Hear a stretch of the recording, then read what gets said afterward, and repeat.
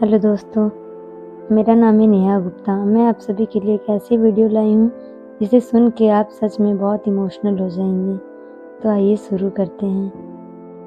तब तक वीडियो को लाइक और चैनल को सब्सक्राइब ज़रूर कर दें, क्योंकि आपके लिए रोज़ एक नई वीडियो ज़रूर कोशिश रहेगी पोस्ट करने की। ट्रेन चलने को ही थी कि अचानक कोई जाना पहचाना सा चेहरा जनरल बोगी में आ गया। मैं अकेली सफ़र पर थी, सब अजनबी चेहरे थे। स्लीपर का टिकट नहीं मिला तो जनरल डिब्बे में ही बैठना पड़ा, मगर यहाँ ऐसे हालात में उस शख्स से मिलना जिंदगी के लिए जैसे संजीवनी के समान था। जिंदगी भी कमबख्त कभी कभी अजीब मोड़ पे ले आती है, ऐसे हालातों से सामना करवा देती है जिसकी कल्पना तो क्या कभी ख्याल भी नहीं कर सकते थे। वो आया और मेरे पास ही खाली जगह पर बैठ गया। ना मेरी तरफ देखा, ना पहचानने की कोशिश की। कुछ इंच की दूरी बनाकर चुपचाप पास आकर बैठ गया। बाहर सावन की रिमझिम लगी थी, इस कारण वो भीग गया था। मैंने कनखियों से नज़र बचा के उसे देखा।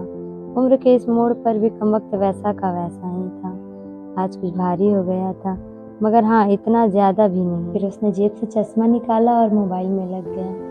चश्मा देखकर मुझे कुछ आश्चर्य हुआ। उम्र का यही एक निशान उस पर नजर आया था कि आंखों पर चश्मा चढ़ गया था। चेहरे पर और सर पर मैंने सफ़ेद बाल खोजने की बहुत कोशिश की, मगर मुझे नहीं दिखे। मैंने जल्दी से सर पर साड़ी का पल्लू डाल लिया। बालों को डाई किए काफ़ी दिन हो गए थे मुझे। ज़्यादा तो नहीं थे सफ़ेद बाल मेरे सर पर, मगर हाँ, इतने ज़रूर थे कि गौर से देखो तो नजर आ जाए। मैं उठकर बाथरूम गई, हैंडबैग से फेस वॉश निकाला, चेहरे को ढंग से धोया, फिर शीशे में चेहरे को गौर से देखा। पसंद तो नहीं आया, मगर अजीब समूह बनाकर मैंने शीशा वापस बैग में डाल दिया और वापस अपनी जगह पर गई। मगर वो साहब तो खिड़की की तरफ मेरा बैग सरकाकर खुद ही खिड़की के पास बैठ गए थे। मुझे पूरी तरह देखा भी नहीं, बस बिना देखे ही कहा सॉरी। भाग कर चढ़ा तो पसीना आ गया था। थोड़ा सूख जाए तो फिर अपनी जगह पर बैठ जाऊंगा। फिर वह अपने मोबाइल में लग गया। मेरी इच्छा जानने की कोशिश भी नहीं की। उसकी यही बात मुझे हमेशा से बुरी लगती थी। फिर भी ना जाने क्यों उसमें ऐसा क्या था कि मैं आज तक उसे भुला नहीं पाई। एक वो था कि 10 सालों में भी भूल गया मुझे। मैंने सोचा शायद अभी तक गौर नहीं किया, पहचान लेगा। थोड़ी मोटी हो गई हूँ, शायद इसीलिए नहीं पहचाना। मैं उदास हो गई। जिस शख्स को जीवन में कभी भुला ही नहीं पाई, उसको मेरा चेहरा तक याद नहीं। शादीशुदा है, मैं भी शादीशुदा हूँ, जानती थी। इसके साथ रहना मुश्किल है, मगर इसका मतलब यह तो नहीं कि अपने ख्यालों को, अपने ही सपनों को जीना छोड़ दूँ। एक तमन्ना थी कि कुछ पल खुल के उसके साथ गुजारूँ। माहौल दोस्ताना ही हो, मगर हो तो सही। आज वही शख्स पास बैठा था जिसे स्कूल टाइम में मैंने दिल में बसा रखा था। सोशल मीडिया पर उसके सारे अकाउंट चोरी छुपे देखा करती थी। उसकी हर कविता, हर शायरी में खुद को खोजा करती थी। वह तो आज पहचान ही नहीं रहा मुझे। माना कि हम लोगों में कभी प्यार की पींगी नहीं चली, ना ही कभी इजहार हुआ। हाँ, वो हमेशा मेरी केयर करता था और मैं उसकी केयर करती थी। कॉलेज छूटा तो मेरी शादी हो गई और वो फौज में चला गया। फिर उसकी शादी हुई। जब भी गांव गई उसकी सारी खबर खैर ले आती थी। बस ऐसे ही जिंदगी गुजर गई। आधे घंटे से ऊपर हो गया, वो आराम से खिड़की के पास बैठा बैठा मोबाइल में लगा था। देखा तो दूर, चेहरा भी ऊपर नहीं किया। मैं कभी मोबाइल में देखती, कभी उसकी तरफ। सोशल मीडिया पर उसके सारे अकाउंट खोलकर देखे, तस्वीर मिलाई, वही था, पक्का वही था, कोई शक नहीं था। वैसे ही हम महिलाएं पहचानने में कभी धोखा नहीं खा सकती। 20 साल बाद भी सिर्फ आंखों से पहचान सकती हैं हम। फिर और कुछ वक्त गुजरा, माहौल वैसा का वैसा था। मैं बस पहलू बदलती रही। फिर अचानक टीटी आ गया। सबकी टिकट पूछ रहा था। मैंने अपना टिकट दिखा दिया। उसने पूछा तो उससे कहा ही नहीं। टीटी बोला फाइन लगेगा। वह बोला लगा दो टीटी। टीटी कहाँ का टिकट बनाऊं? उसने जल्दी से जवाब नहीं दिया। मेरी तरफ देखने लगा। मैं कुछ समझी ही नहीं। उसने मेरे हाथ में थमे टिकट को गौर से देखा, फिर टीटी से बोला कानपुर। टीटी ने कानपुर की टिकट बना कर दी और पैसे लेकर चला गया। फिर वह मोबाइल में तल्लीन हो गया। आखिर मुझसे रहा नहीं गया। मैंने पूछ ही लिया कानपुर में कहाँ रहते हो? वह मोबाइल में नजरें गड़ाए हुए ही बोला कहीं नहीं। वह चुप हो गया। तो मैं फिर बोली किस काम से जा रहे हो? वह बोला हाँ। अब मैं चुप हो गई। वह अजनबी की तरह बात कर रहा था। और अजनबी से कैसे पूछ लूँ कि किस काम से जा रहे हो। कुछ देर चुप रहने के बाद फिर मैंने पूछ ही लिया, वह शायद आप नौकरी करते हो? उसने कहा नहीं। मैंने फिर हिम्मत करके पूछा, तो किसी से मिलने जा रहे हो? वह संक्षिप्त उत्तर नहीं। आखिर जवाब सुनकर मेरी हिम्मत नहीं हुई कि और भी कुछ पूछूं। अजीब आदमी था, बिना काम सफर कर रहा था। मैं मुंह फेर कर अपने मोबाइल में लग गई। कुछ देर बाद खुद ही बोला, ये भी पूछ लो क्यों जा रहा हूँ कानपुर। मेरे मुंह से जल्दी से निकला, बताओ क्यों जा रहे हो। फिर अपने ही उतावलेपन पर मुझे शर्म आ गई। उसने थोड़ा सा मुस्कुराते हुए कहा, एक पुरानी दोस्त मिल गई जो आज अकेले सफर कर रही थी। फौजी आदमी हूँ, सुरक्षा करना मेरा कर्तव्य है। अकेले कैसे जाने देता, इसीलिए उसे कानपुर तक छोड़ने जा रहा हूँ। इतना सुनकर मेरा दिल जोर से धड़का।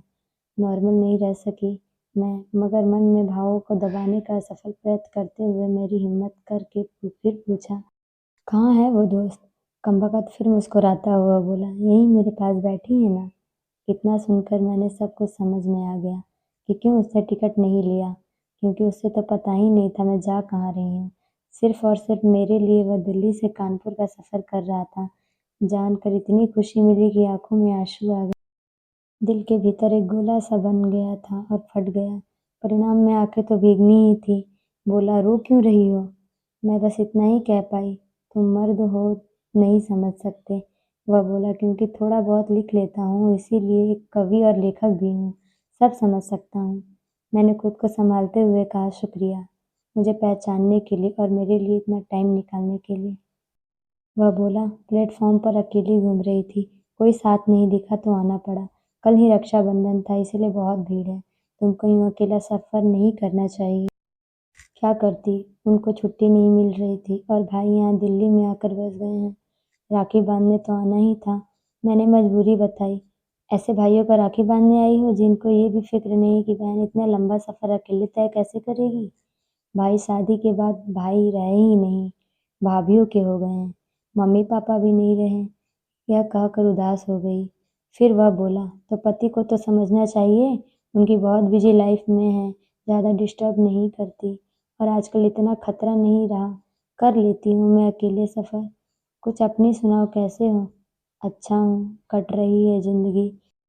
मेरी याद आती थी क्या, मैंने हिम्मत करके पूछ लिया। वो चुप हो गया, कुछ नहीं बोला। तो मैं फिर बोली, सॉरी यूं ही पूछ लिया। अब वो परिपक्व हो गए, कर सकते हैं ऐसी बात। उसने शर्ट की बाजू की बटन खोलकर हाथों में पहना वो तांबे का कड़ा दिखाया जो मैंने ही फ्रेंडशिप डे पे उसे दिया था। बोला, याद तो नहीं आती पर कमबख्त ये तेरी याद दिला देता था। कड़ा देखकर दिल को बहुत सुकून मिला। मैं बोली, कभी संपर्क क्यों नहीं किया। वो बोला, डिस्टर्ब नहीं करना चाहता था, तुम्हारी अपनी ज़िंदगी है और मेरी अपनी ज़िंदगी है। मैंने डरते डरते पूछा, मैं छू लूँ। वह बोला, पाप नहीं लगेगा। मैं बोली, नहीं, छूने से नहीं लगता। और फिर मैं कानपुर तक उसका हाथ पकड़कर बैठी रही। बहुत सी बातें हुई। जिंदगी का एक ऐसा यादगार दिन था जिसे आखिरी सांस तक नहीं भुला पाऊंगी। वह मुझे सुरक्षित घर छोड़ने गया, घर तक छोड़ गया और रुका ही नहीं, बाहर से ही चला गया। जम्मू थी उसकी ड्यूटी, चला गया। उसके बाद उससे कभी बात नहीं हुई, क्योंकि हम दोनों ने एक दूसरे के फ़ोन नंबर ही नहीं लिए। हालांकि हमारे बीच कभी भी नापाक कुछ भी नहीं हुआ। एक पवित्र सा रिश्ता था, मगर रिश्तों की गरिमा बनाए रखना ज़रूरी था। फिर भी ठीक 1 महीने बाद मैंने अखबार में पढ़ा कि वो देश के लिए शहीद हो गया। क्या गुजरी होगी मुझ पर, वर्णन नहीं कर सकती। उसके परिवार पर क्या गुजरी होगी, पता नहीं। लोक लाज के डर में मैं उससे अंतिम दर्शन भी नहीं कर सकी। आज उसके मिले 1 साल हो गया। आज भी रक्षाबंधन का दूसरा दिन है। आज भी मैं सफ़र कर रही हूँ, दिल्ली से कानपुर जा रही हूँ। जानबूझकर जनरल डिब्बे का टिकट लिया है मैंने। अकेली हूँ, न जाने दिल क्यों आस-पास बैठा है कि आज फिर आएगा और पसीना सुखाने के लिए उसी खिड़की के पास बैठेगा। एक सफ़र वो था जिसमें कोई हमसफ़र था। एक सफ़र आज है जिसमें उसकी यादें हमसफ़र हैं। बाकी ज़िंदगी का सफ़र जारी है। देखते हैं कौन मिलता है, कौन साथ छोड़ता है। तो ये थी मेरी कहानी। कैसी लगी दोस्तों, कमेंट करके ज़रूर बताएं और चैनल को सब्सक्राइब करना ना भूलें।